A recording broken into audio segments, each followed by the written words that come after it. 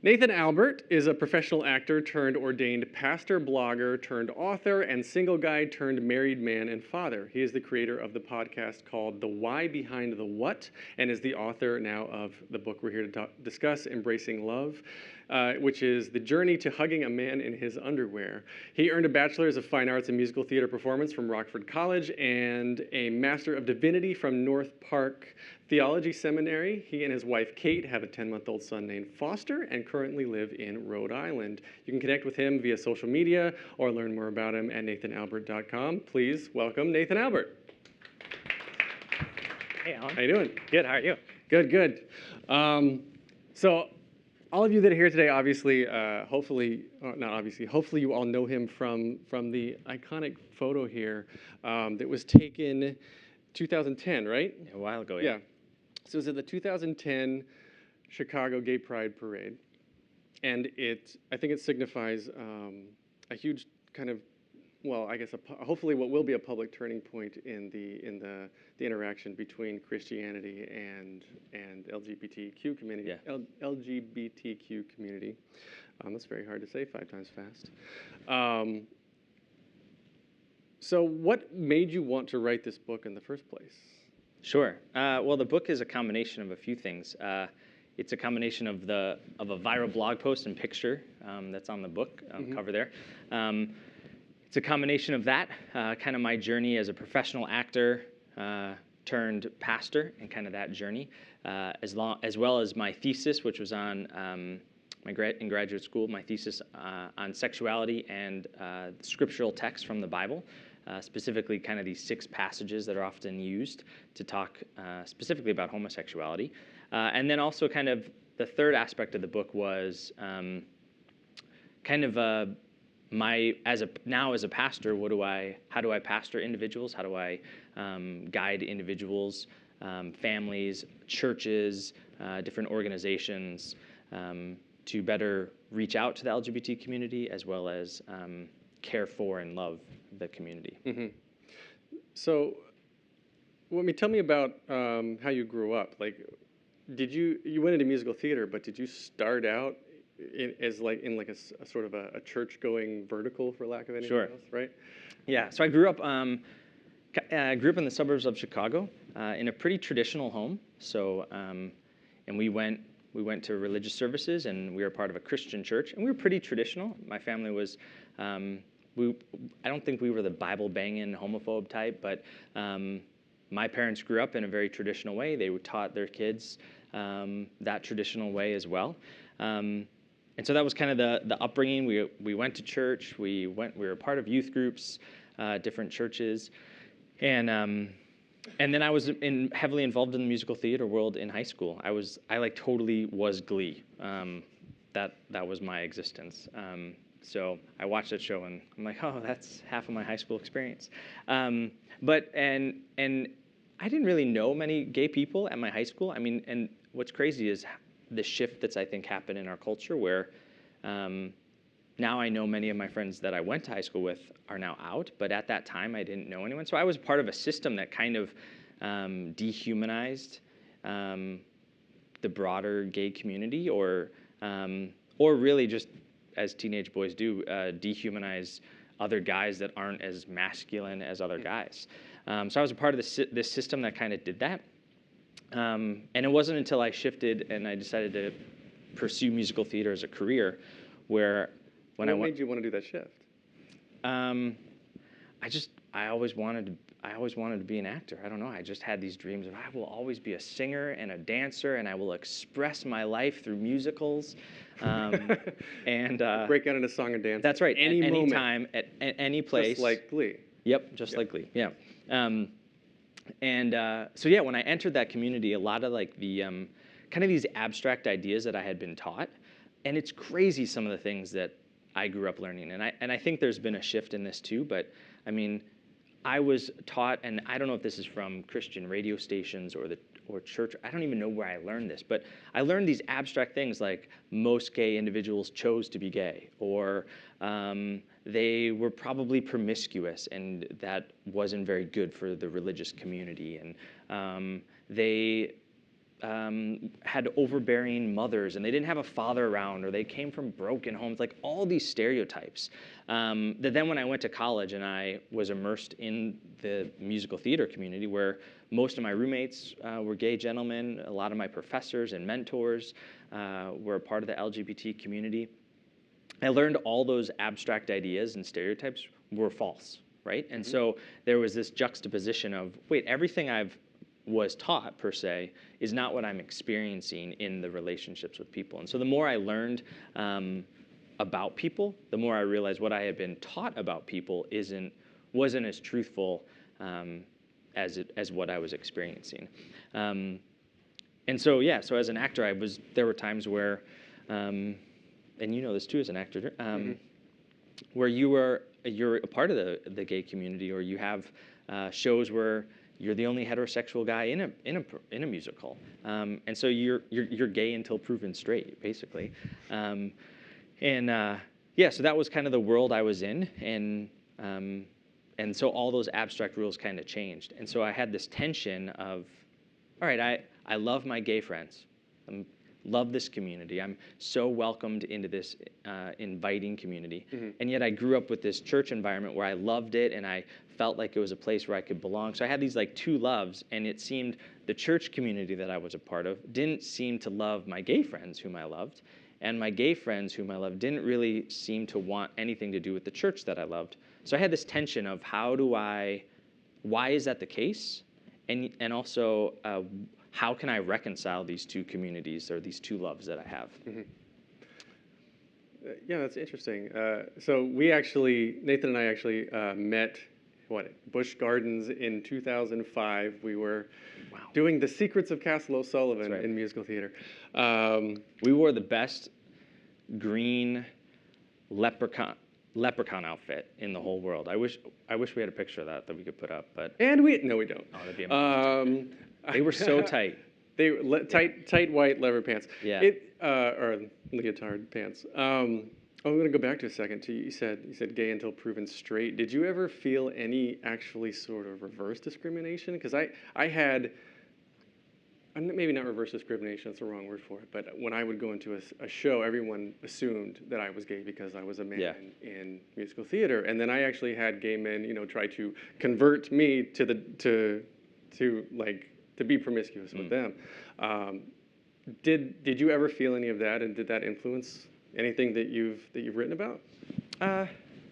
It never bothered me. It was just it came with the territory. So it wasn't like it didn't make me uncomfortable, or it didn't anything like that. It was just part of the territory. I think kind of the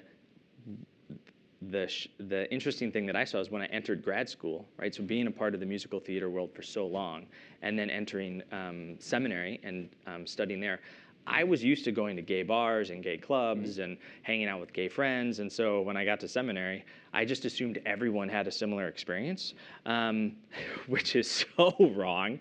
So like I was the one, like I would invite my seminary friends to go out, and we'd go to a gay bar in Boys Town in Chicago because one of my best buddies owned a gay bar there, or another friend was a manager at a bar. So I was the one kind of introducing my seminary friends to the broader gay community, which makes for some funny stories.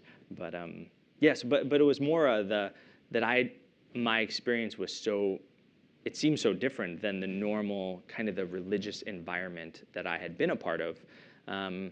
Like that wasn't an experience many others had. Yeah. Did your seminary peers, did they feel uncomfortable, or did it like sort of ostracize you for putting them in a situation that stereotypically they had perhaps judged in a certain way beforehand? Yeah, and some I think. It's interesting looking back at seminary. It was a great time. I think there were a handful of seminarians that I went to class with that were gay individuals, or that came out in that process, and some of them had pretty bad experiences at that seminary. Others had great experiences there. I think some were comfortable or knew or had gay family members, so it wasn't an environment that they were uncomfortable with. And then others just had never been to that, like, Boys Town is very iconic in Chicago. It's a well-known neighborhood, but a lot of some people just don't venture into that part of town. And so, so it was a learning experience for some of them. So it was kind of a spectrum of experiences, I think. So getting back to the picture a second, this was part of you and your friends that went out there to the Gay Pride Parade. It was part of the I'm Sorry campaign. But did you start the campaign after this went viral, or, Sure. or like what began what? Yeah. So at the Chicago Gay Pride Parade, and there's it's a huge parade. I mean, a couple years ago there were over 1 million people that showed up to the parade. And always at the end of the parade, there's a group of Christian protesters, and they're kind of the God hates fags group, and they're behind police barricade, and it's a pretty shocking and kind of it's very visceral when you walk by them. It's loud, they're shouting. The first time I went to the Pride Parade a few years before this picture, I got in a big fight with a guy who had was threatening to arrest me because I was asking him why they were there. So they're very volatile, and one gentleman I remember just screamed "sick, sick, sick" over and over into a megaphone. And which is interesting because there's this scriptural verse from the New Testament that talks about if you speak words without tongues or without love, you just you sound like a gong or clanging cymbals. And it was this for me. It was that became personal right there. Like that became embodied, where it was just noise. And so we, as a group of us, decided, well, what if we were this alternative Christian voice? What could we do? And my roommate at the time, actually, a year or two before at the Pride Parade, he did this alone. He took a sign and said, "I'm sorry for the way Christians have treated you." And he stood all alone, so cute, stood all alone at the Pride Parade holding up this sign. And so he said, well, what if we do something like that? So we gathered about 30, 35 people. We made shirts we made shirts that say, I'm sorry on them. And then we made big posters, which you can kind of see in that picture.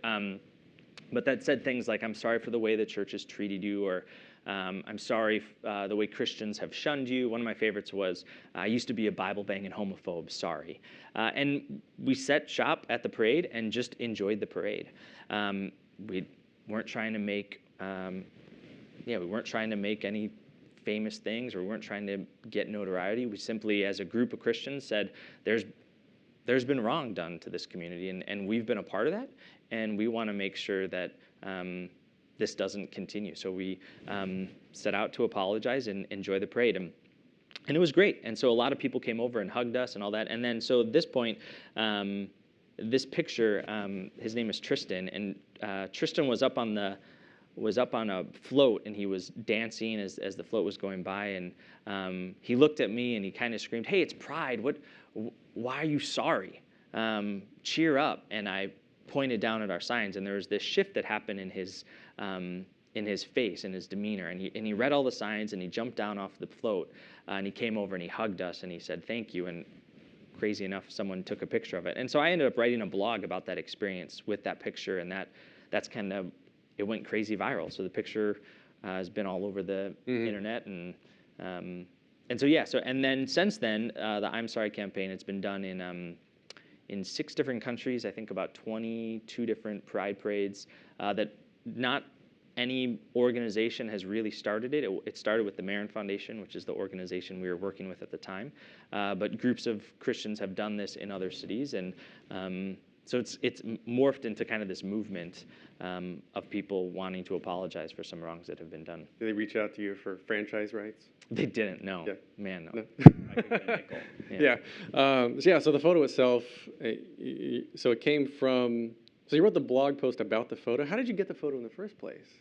Like, did someone just so the come up to woman you and say, "Here it is"? Yeah, the woman who was taking the photos, we were there all day with her, and she ended up showing us, "Hey, I took some pictures of you guys. I'll send them over to you. What's your contact info?" So she sent them over like the next day. Oh wow.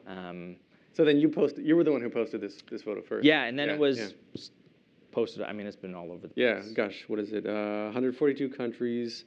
Quoted on BBC News, Huffington Post, Sydney Herald, The Glad.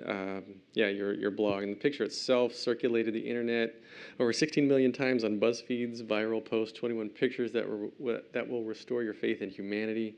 Named one of the best images of 2012 after it resurfaced again. on Reddit and Imager. And then celebrities themselves promoted the I'm Sorry campaign. Have you worked with any celebrities directly, or is it just kind of like filtered up?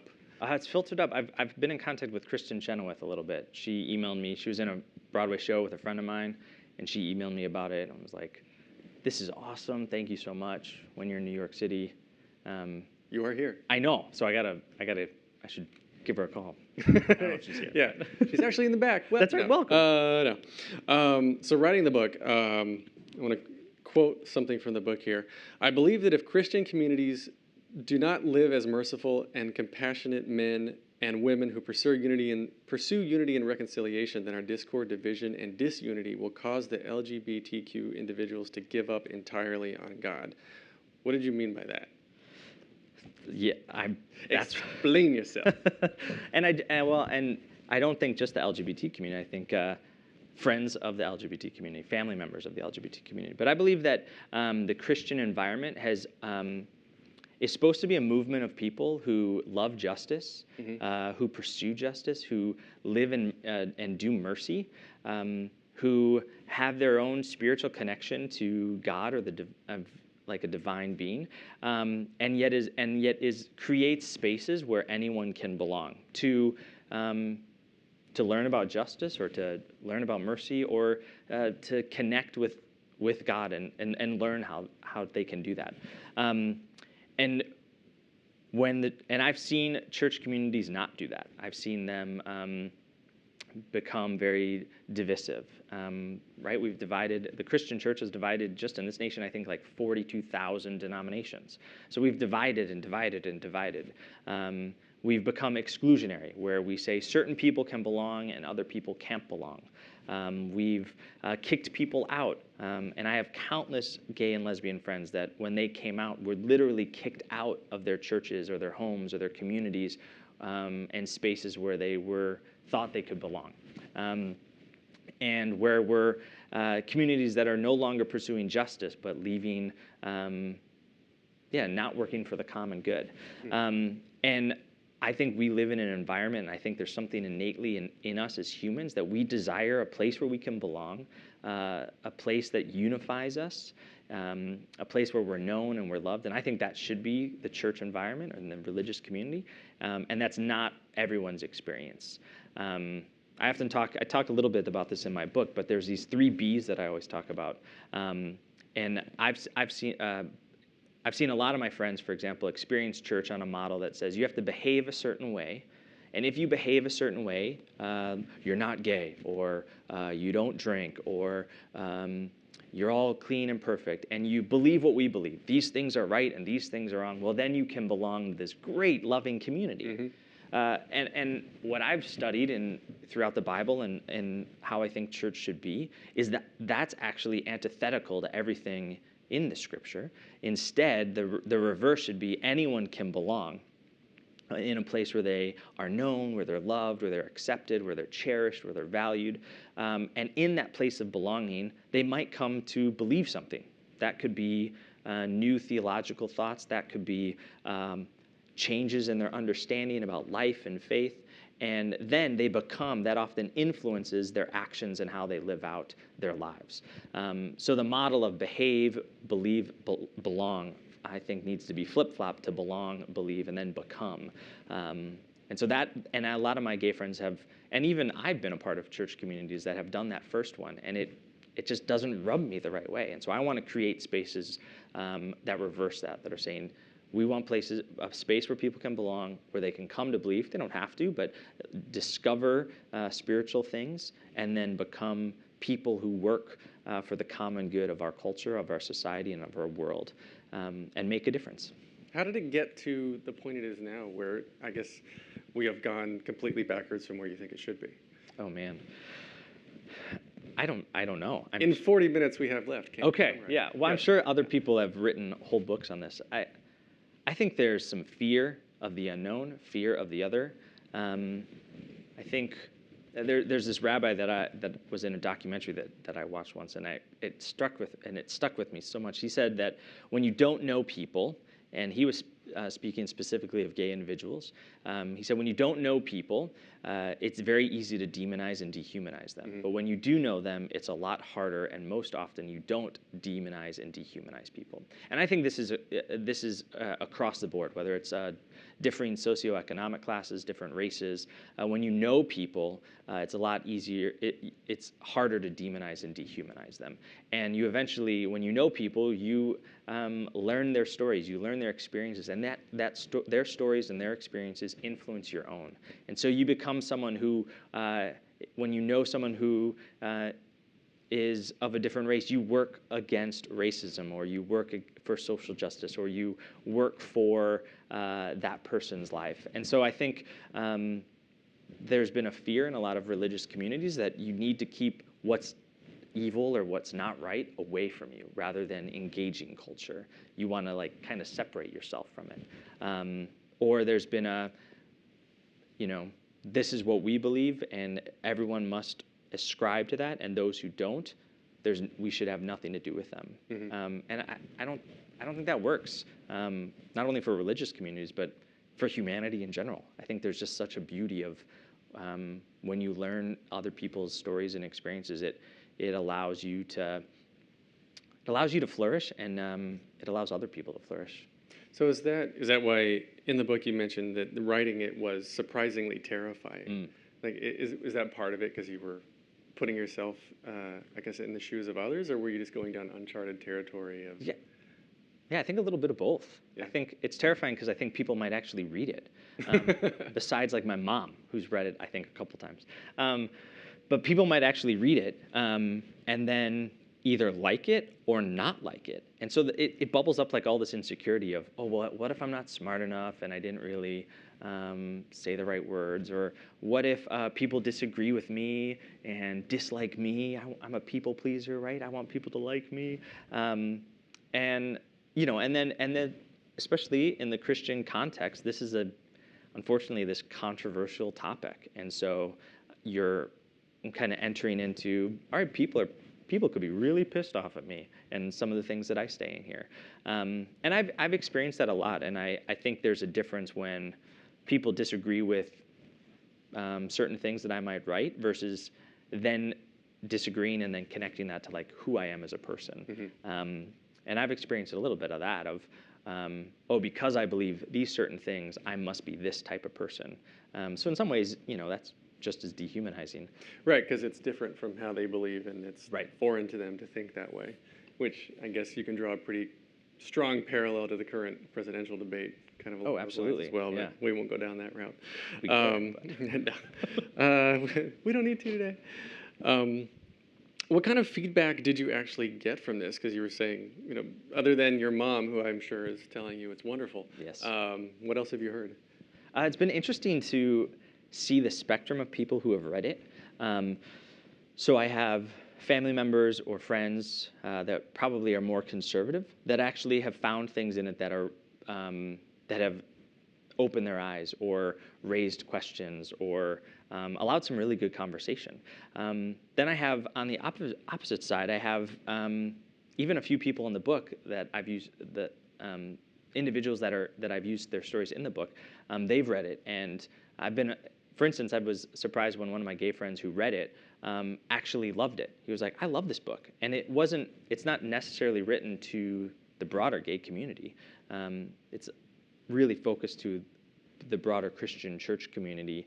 And yet, for him, it was this really good book that he could put into words a lot of the things that he's been thinking or saying. And yet it was a good avenue for him to give to his parents and some family members that he's had difficulties sharing about his faith or his whole coming out process. So it's been interesting to see kind of that spectrum of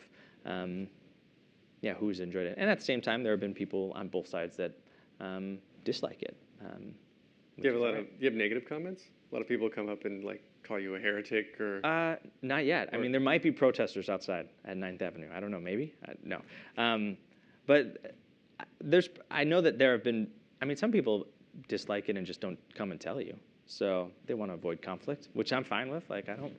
The internet breeds, like the anonymity of the internet just breeds hate, I find. I mean, even the Yeah. YouTube comments, it's horrible. So I would think, even in an email or something, I would expect some sort of hate, especially Yeah. from people who are so vehemently opposed to the gay lifestyle. Yeah. And I was telling you over earlier today about where I grew up in a small town. It's not just the gay lifestyle specifically. It's just anybody different.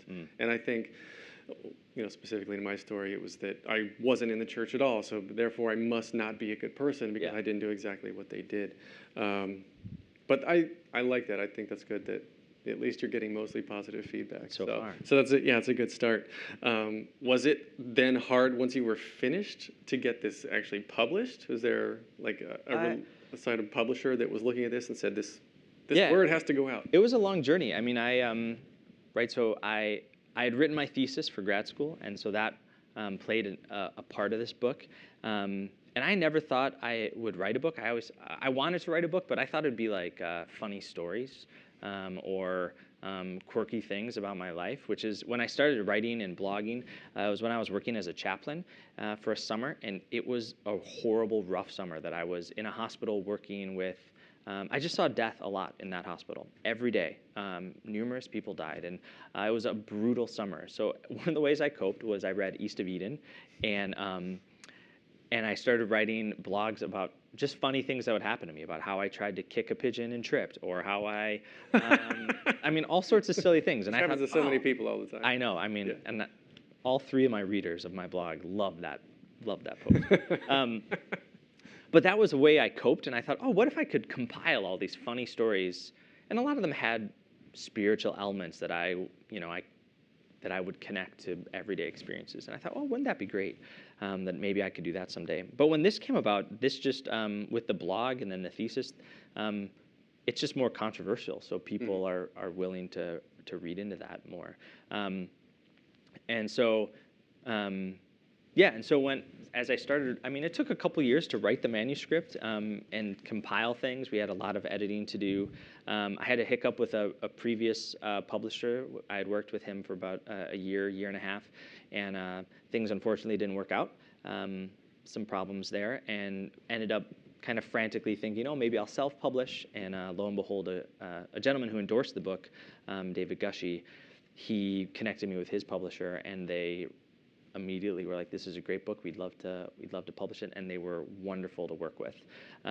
So it was one of those halfway through, oh, is this going to even happen, to then getting a new publisher, and it happened really quickly. So I'm really thankful for them and what they did and turning it into a great book. But you can find all the links to buy it on nathanalbert.com. Yep. So I want to go back inside the book. You've mentioned this a couple times. You wrote your 100-page thesis on what you have condensed into the book into one chapter of probably, 30 pages or something, maybe, less than that. The 6 commonly referenced Bible passages that are used to condemn homosexuality. Yeah. I want to shift and talk about that for a little bit because I personally found the examples very, very enlightening. So, I guess I'll let you explain how you present the information. Yeah, so one of the reasons why I put that in my thesis as well as in the book is there is a scholarly debate in theologians and pastors and denominations and that differ on the interpretation from the Bible about homosexuality specifically. And there are 6 passages that most people reference. Sometimes they're called the clobber passages, which it just is proof of how they've been used to literally clobber people. Which so like Sodom and Gomorrah, Leviticus, Romans 1. Correct, yeah. A couple others in the New Testament. Yeah. And what I realized is as I started studying them and there was just such a spectrum of belief. And I realized most of the Christian environment that I was a part of made some assumptions from one side, but didn't understand the other side. And I think before you can make a decision on what you think something is or what it says, you probably should get all the information possible. And so for me, I wanted to better educate people and realize, oh, there are some scholars that are more traditional or conservative, and they come to this interpretation by this way, and this is the path, and they look at this Greek word or this Hebrew, and they come to this conclusion. Yet at the same time, there are like great gifted scholars and pastors and theologians who love the Bible, that view these passages and look at it this way and translate this Greek word, and then they come to these conclusions. And both sides aren't bigots or crazy. They're doing they respect this Bible. They respect their careers. They want to interpret it well, and I think their motives are good in that. But most of us, at least I didn't even know that there was this spectrum of belief. So I realized as I was even writing my thesis, I oscillated a lot between the two. I'd read a traditional scholar, and I'd read it and think, oh, of course that makes sense. I totally see how they translate that word, and then this goes to this, and this is how they conclude. And then a day later, I'd read more progressive things, or revisionist scholars, and I'd read it and think, oh, that makes perfect sense. I totally see where they're going. Of course, that's what that text means. Of course, I believe. So for me, I oscillated between the two. And so what I wanted to do in the book is at least give a summary of, before you make a decision on what you think the Bible might say, do your due diligence. Mm-hmm. But then also, do your due diligence and make sure just respect the Bible as it is. Do your homework and come to a conclusion after that. Is there a specific example that we can you could say real fast? I guess something that stuck out in my mind was the use of the word effeminate, which is just usually in the time it was written was used to reference lazy people. Sure. Right. And then what was the other one where the sexual object of the time was 13 to 14-year-old boys, not women typically as it is today. So that influenced the language that was used as well. Yeah.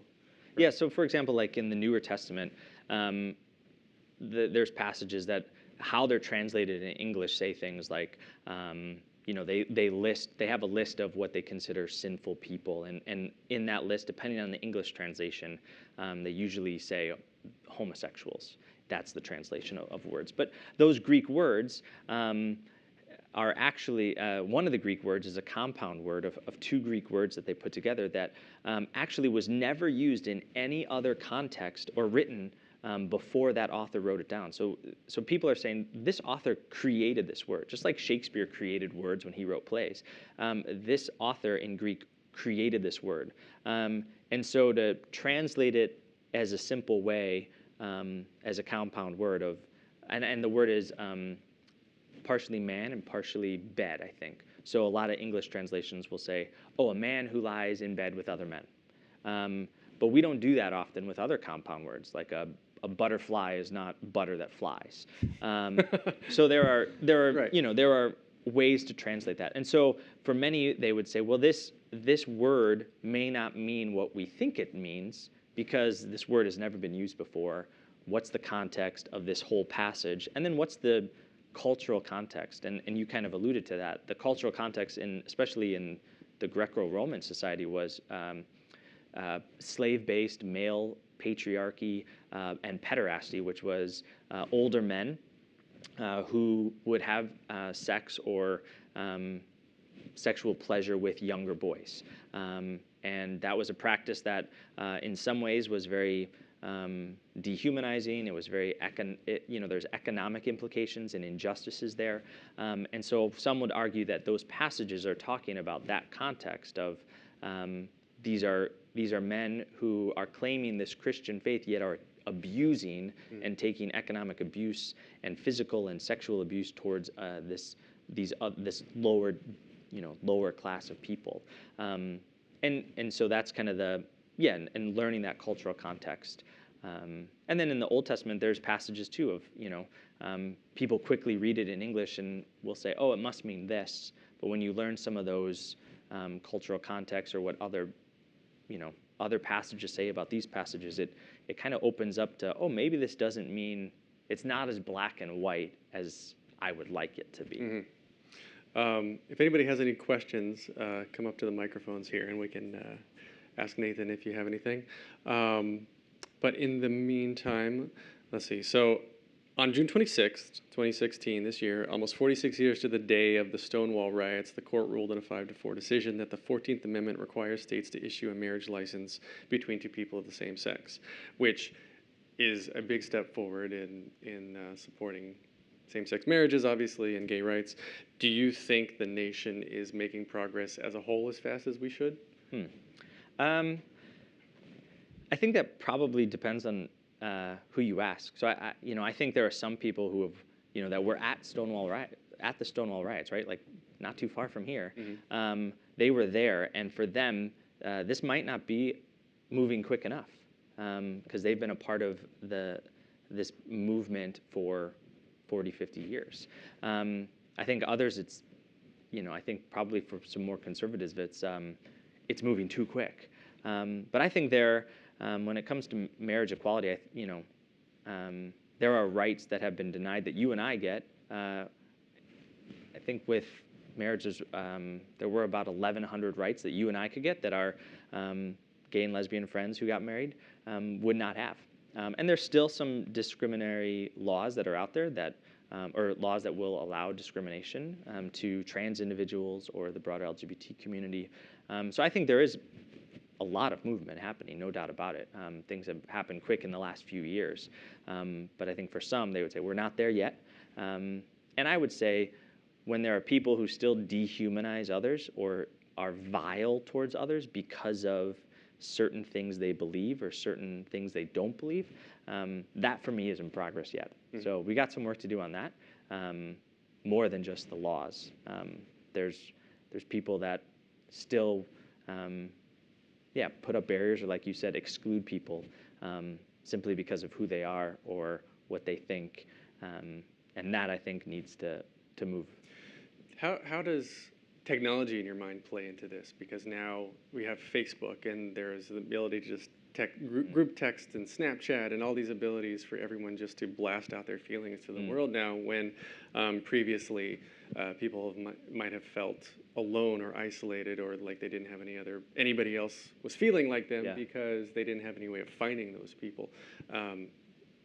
How much recently, do you feel like there's an upswing in the progress? Like, it's definitely not a linear progression, but like, how much does technology to you factor into everything here? I think social media helps. It can be a great tool to help create community. So I actually have developed friendships with people I've met through Twitter and Facebook, and these are people that I've met now in person, and so it does allow. It does allow community to be built. There's an organization actually called the Gay Christian Network, and it was started by a gentleman named Justin Lee. He's great. Has a wonderful book out. You can interview him maybe on a Google Talk someday. But his organization started as online forums for gay Christians who didn't know any other gay Christians out there. And so it started as this online chat room where you could meet others, and then that morphed into like small group meetings in your neighborhood or in your state, and that has allowed community to happen. So I think now with social media, I think you're able to connect with others who are like you, and which is great. And at the same time, I think it allows you to learn other people's perspective, where we are able to be connected with many other people that are so different than us or from a different experience, and we're able to learn their stories and their experiences through social media as well. So as a pastor, you still, I guess, counsel people a lot one-on-one, right? Do you have a lot of people come out to you on I don't know what a frequent basis is. Do you notice that when people do come out to you, are less and less people saying, I'm gay, help me change, or is there more of a focus now on, okay, I'm gay, you're the first one I'm telling, help me to communicate that to my friends or my family? Yeah, I think the later one there. I think the movement or the idea of I don't want to be gay There were Christian organizations, and in a very conservative environment, that was the norm. A lot of those organizations have shut down with conversion therapy now, as it's called, or ex-gay therapy, as it used to be called, where that's been deemed actually by the science and medical field to be damaging to individuals, both spiritually and emotionally. So there's a movement away from that, and I think. And I know individuals that would consider themselves or have gone through that, and are, were gay and now are married to women. And I share some of these stories in my book. The spectrum out there about the gay community is very broad. And yet at the same time, I see more and more now of how do I flourish as a gay individual or a lesbian woman or a queer man who wants to develop a spiritual path. I see more of that question happening. Mm-hmm. So if you were to give advice to Christians in general about the divide that exists between the Christians and the gay community, what would it be?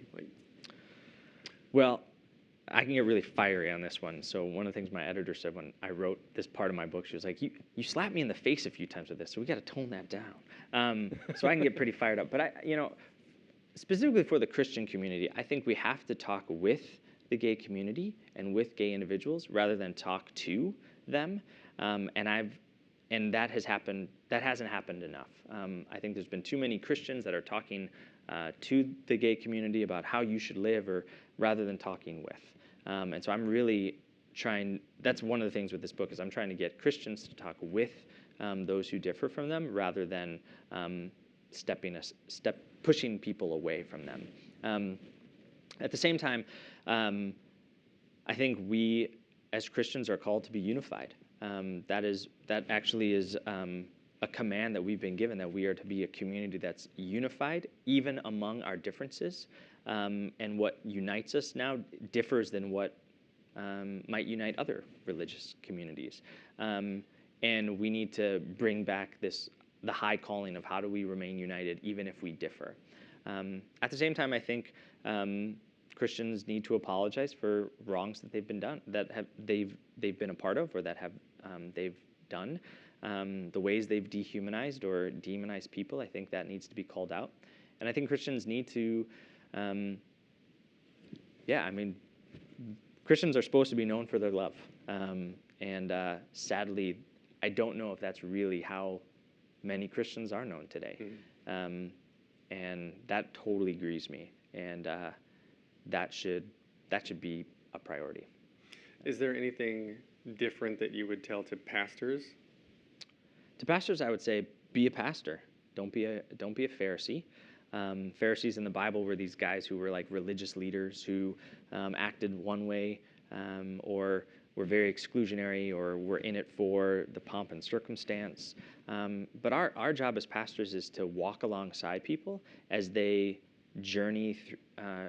As they journey through faith and spirituality, and so we're supposed to walk alongside them. And so that's what I would say is, how do you walk alongside people? Don't tell them whether they're right or wrong. You just walk with them as they discover who they are and what they're doing and how they connect to God.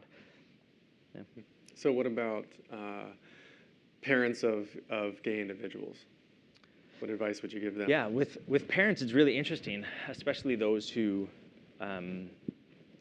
might have more conservative beliefs. One of the things that I often tell gay individuals when they come out to their parents as well as parents is there's often this role reversal that happens where the parent, especially if they are conservative, they almost become like the child, and the child becomes like the parent. And so the child now has to parent the parent through this process. Because the parent might act like a child and have temper tantrums and say the wrong things and be pout on the floor. And so if there's a goal to keep a relationship together, the child, who now is the parent, needs to parent their parent, and guide their parents in this coming out process. Mm-hmm. And I've seen that happen, and when that does happen, there is those relationships, they really do flourish, and they change, and they're they become more solid than they were before. It's beautiful. So I guess the last to round out the who would you give advice to questions to the gay individuals themselves. So you got a in your book you said that Trevor actually when you were talking with him he said being gay is so hard I didn't want to be born this way I wouldn't wish being gay on my worst enemy. That's some heavy stuff to deal with. So what advice would you give to somebody who is thinking about coming out or wondering if they're gay? And with that story about Trevor, I mean, I hope that's not everyone's experience, and I don't think it is. And it's crazy that that was his experience. I think with the broader gay community, I would say, especially those who want to experience faith, I would say don't give up on God. Or don't give up on Jesus just because God's followers or Jesus's followers treated you in ungodly ways. I would say that's wrong, and I'm sorry that has been the experience for many. But don't give up on God because God's followers have been not living the way they should. Mm-hmm. Because I think there's discovering God can be really, really beautiful. For those who are coming out, I kind of share a list in my book. There are certain things that some people might want to do, whether it's a process on how you come out, who you come out to, and I think that the coming out process can be a really beautiful and holy experience.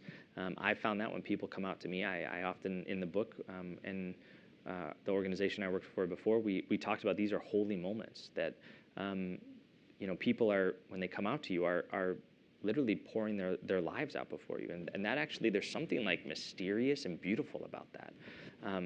And so it's a beautiful moment. It's a scary moment for some. And yet it's an opportunity to become more authentically themselves for some. And it can be a really beautiful experience as well. So we're going to end a few minutes early here in case anybody here wants to talk with Nathan afterwards privately. But in your book, you did say, I'm sorry a book like this has to be written. Is there anything else that you would like to apologize for now that you've got this video going out to the world? I'm sorry I don't work at Google because this is awesome. It's so sweet. So any job openings, I might have to look into those. I'm sorry that Christians have not acted in Christian ways, and I'm sorry to many of my gay friends that their experiences of the church or religious environments, even you, like being welcomed into a community, but then learning things about you and then being excluded, I think is antithetical to what Christians say they believe. Mm-hmm. And so as one who is a pastor in a church, I apologize when people in churches don't live out a life of love and a life of welcoming people and respect and honoring others. And yet apologies, and apologies are one thing, and working for justice or amplifying the voices of others, being a voice for others, I think is really important as well. So this is an apology is one thing, but I also am seeking to make a difference in people's lives and amplify voices and to really reconcile these two loves that I have, my friends and this church environment that I'm a part of. And apologies, I think, are one of the first steps of getting there. So. Yeah, so we actually have a question here. Hi, thanks for coming. My name is Mary, and my question is, so I'm a Christian, and I've read through the Bible, and I know that, Jesus was actually, I would consider one of the first liberals in the Bible. He went against religious culture, against the Pharisees, and spoke against them. What do you think Jesus would say today to Christians and the way, the overall Christian community has behaved toward the gay community? And what would Jesus say to the gay community? Wow. I don't know if I can totally speak for Jesus. I think Jesus would, so he was all about telling stories. So I think he would tell some stories that piss a lot of people off today. Similar to the Pharisees, how angry they got, I think he would do something very similar. Jesus was always reaching out to the ones who weren't included. He was radically inclusive. And that made so many people mad. It offended them to the point where he was executed because of it. So I think he would be even more inclusive than we could probably imagine. And the diverse group of people that were around him made a difference. And really, people saw that and they said, whoa, whoa, whoa, what is happening? Going against culture. There's this diverse group, they're somehow all united. I think Jesus would do something similar where he would say, what is this group doing together that is so unified, even though they're so different socioeconomically, racially, orientation? How are all these people being together? And I think that continues to be his challenge. And I think to the gay community, I think he would say, come on in, let's eat a meal. Let's have dinner together.